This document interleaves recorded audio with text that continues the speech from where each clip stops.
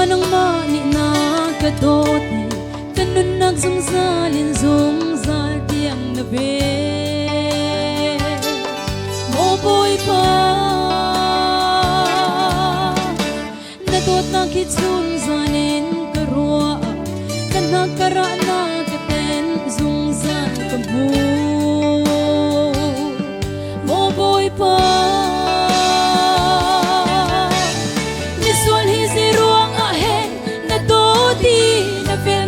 tu katunga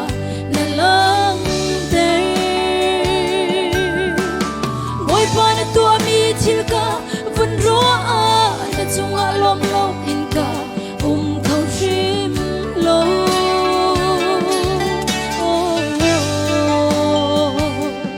kan thang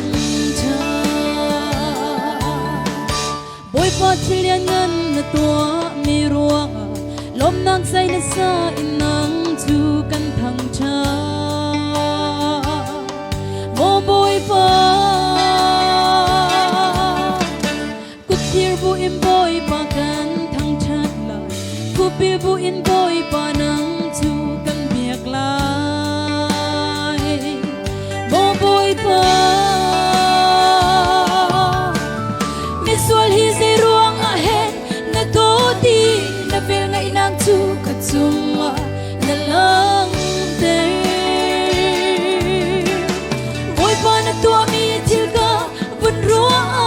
na tunga lom lom in ka khau shim lo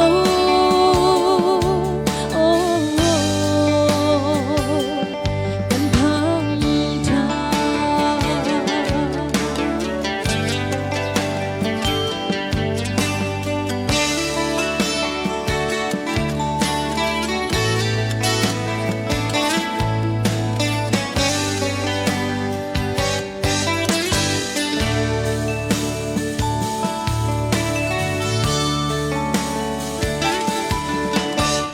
boy pa nang mani na kadoti